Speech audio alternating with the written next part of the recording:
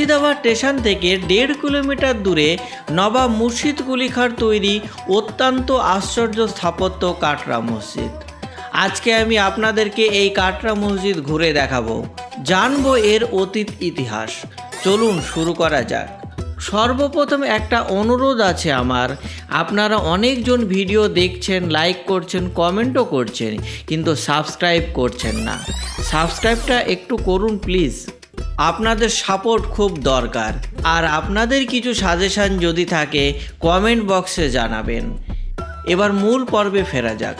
1732 খ্রিস্টাব্দে নবাব মুর্শিদ কুলি খাঁর নির্দেশে মুরাদ ফরাশ নামে একজন স্থপতি কাটরা মসজিদ নির্মাণ করেন। 24 মিটার উঁচু বর্গাকার ভিতের ওপর সম্পূর্ণ ইটের তৈরি এই মসজিদ। চারদিকে দ্বিতল সমান গম্বুজ আকৃতি কক্ষ সম্মিলিত গঠন রয়েছে এবং সামনে বেশ প্রশস্ত খোলা জায়গা রয়েছে।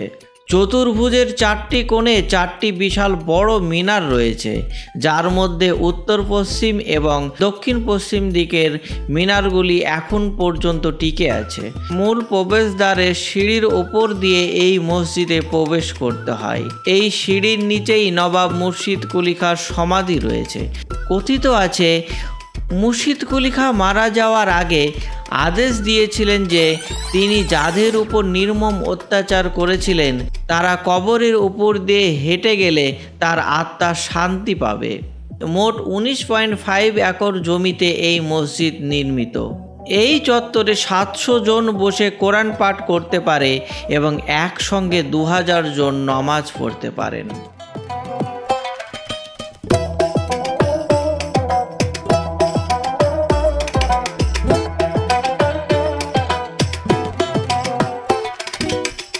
এখন মসজিদের প্রবেশপথ সেটা মসজিদের পেছন দিক। তখনকার সময় মসজিদের প্রবেশপথ ছিল এই দিক দিয়ে। মুর্শিদাবাদে এত বড় নান্দনিক স্থাপত্য আর নেই। প্রথম দেখে আপনার মনে হতে পারে এটা একটা দুর্গ বা রাজপ্রাসাদ। এই মসজিদের 4 কোণে 4টি মিনার ছিল, বর্তমানে 2টি মিনার অবশিষ্ট রয়েছে। অনুমান করা যায় 1897 সালে ভয়াবহ ভূমিকম্প হওয়ার ফলে এই মিনার দুটি নষ্ট হয়ে যায়।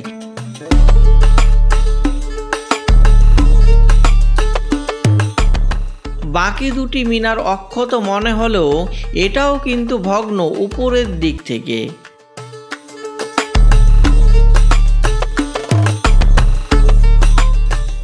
এটাই হচ্ছে মসজিদের প্রবেশপথ। সেই সময়ে যারা নামাজ পড়তেন এই গেট দিয়ে প্রবেশ করতেন।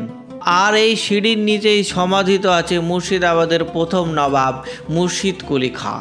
সেই সময় নবাবদের ইচ্ছে থাকতো বা তারা চাইতেন তাদেরকে যেন মসজিদের সিঁড়ির নিচে কবর দেওয়া হয়, যাতে মসজিদে প্রবেশ পথে সকল পদধূলি তার সমাধির ওপর পড়ে এবং তার আত্মা বেহেশতে গমন হয়। এই উদ্দেশ্যেই বাংলার প্রথম নবাব মুর্শিদ কুলি খাঁর কবর একদম সিঁড়ির নিচেই আছে। এই মসজিদে যারা আসেন তাদের প্রথম ইচ্ছে থাকে মুর্শিদ কুলি খাঁর কবর দেখা। বলা যেতে পারে প্রধান আকর্ষণই হচ্ছে এই মসজিদের মুর্শিদ কুলি খাঁর কবর।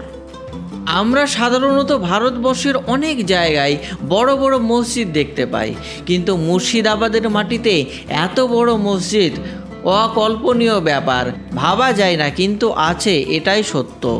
মুর্শিদাবাদ ভ্রমণ এই কাটরা মসজিদ ছাড়া অসম্পূর্ণ থেকে যায়। তাই যারা মুর্শিদাবাদ ভ্রমণ প্ল্যান করছেন এই মসজিদ কিন্তু মাস্ট ভিজিট প্লেস, তাই একবার হলেও ঘুরে যাবেন। কালের নিয়মে ধ্বংস হচ্ছে এই মসজিদ। এএসআই ও পশ্চিমবঙ্গ সরকার চেষ্টা করছেন নতুন সংস্করণ করে পুরনো রূপে ফিরিয়ে দেওয়ার।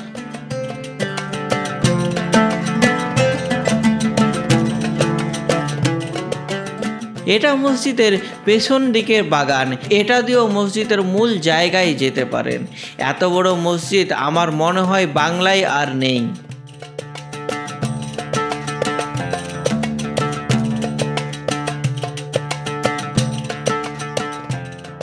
এত বড় জায়গা নিয়ে এখানে নামাজ পড়তো সেই সময়।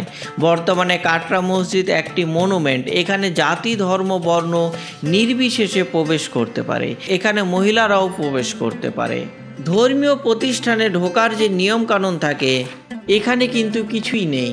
এটা এখন শুধু পর্যটন ক্ষেত্র হিসেবেই ব্যবহৃত হয়, আর সেটা হয় বলেই মহিলারাও নিজেদের মতো প্রবেশ করতে পারছে। যদি নিয়ম নীতি থাকতো তবে হয়তো তারা এই ঐতিহাসিক স্থানটি দেখতে পেতেন না ঠিক করে।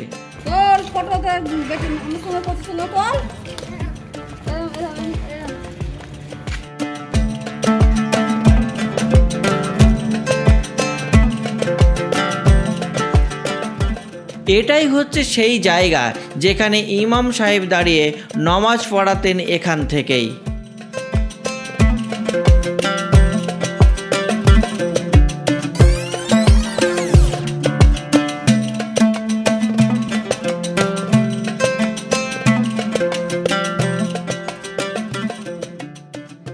এখানে দেখুন দুই প্রান্তে দুটি গম্বুজ এখনও অক্ষত আছে, আর বাকিগুলো ভেঙে পড়েছে। এখন ওপর থেকে রোদ ভিতরে প্রবেশ করছে। একবার কল্পনা করে দেখুন সেই সময় এর কি রূপ ছিল। এত সুন্দর মসজিদ সেই সময় তৈরি করা হয়েছিল। যতই দেখবেন আর ভাববেন আপনি ততই এর প্রেমে পড়ে যাবেন।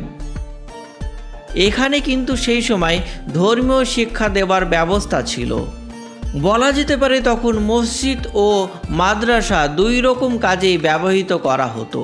সেই সময় ছোট ছোট কক্ষে ছাত্ররা থাকতো।